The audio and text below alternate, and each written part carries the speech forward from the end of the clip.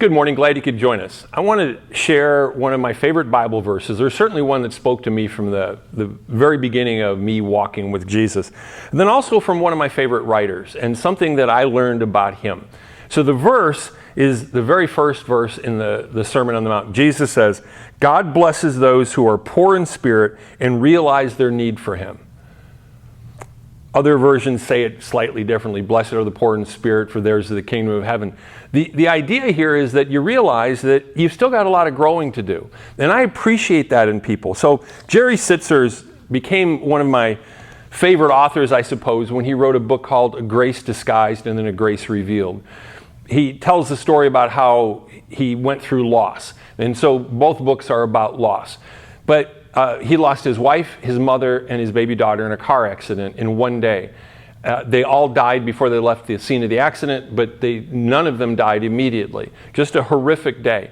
And so I look up to him. He wrote a book that really spoke to me as I went through a divorce. And one of the things that he makes really clear is that loss is loss. People will say, your loss is the worst. And he's like, no. He goes, my wife still loves me. People go through a divorce.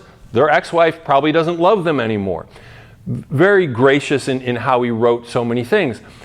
But you know what I appreciate about him is he's still growing and he's transparent. I so appreciate that with people, especially in faith community, when people are authentic, they're transparent, they don't pretend like they're perfect.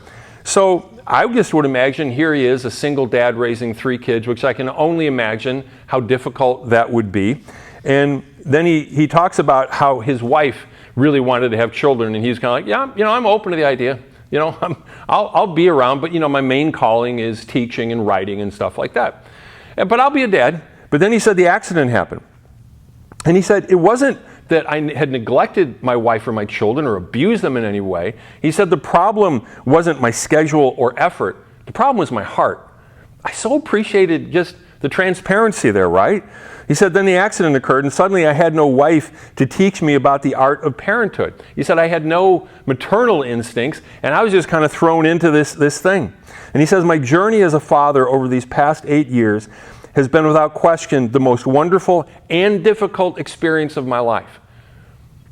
So the question is, are you still growing? I've been in church life for a while, coming up on, over four decades. Well, really, over 6 decades, the whole thing. And there are some people in faith communities who seem to come across like they've got all the answers. I don't. There was a time where I thought I did, but I don't. Blessed are the poor in spirit. Blessed are those, happy are those, God blesses those who realize their need for God. So another thing that he mentioned as a professor, and that's his calling, one of his callings, the other is being a father, is that why he had students write papers. And he said that was one of the hardest things with his job was grading papers. And I never thought it through from the teacher's viewpoint. But the reason he did it is he said it's a necessary tool for them to learn. Even though I don't like having to read them and grade them, I have to do that because they need to dig in and do it. And man, then I thought about it. How do I learn the most? By preaching.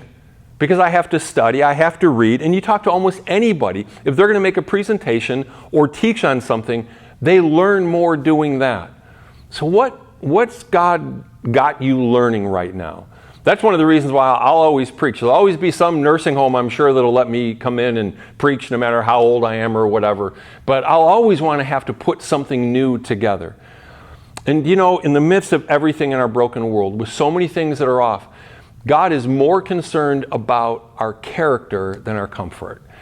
Sometimes I wish he'd go count the hairs on somebody else's head, but instead, he takes interest in our character. He's not done with me yet because I'm not totally like Jesus yet, and he is committed to bring me to that point. God bless you. I just pray that this resonates with you, that you can be transparent with God, you can be transparent with your brothers and sisters, and that you're not done and God's not done with you. And I love the promise from Philippians that God will complete the work that he began in your life. Have a great day.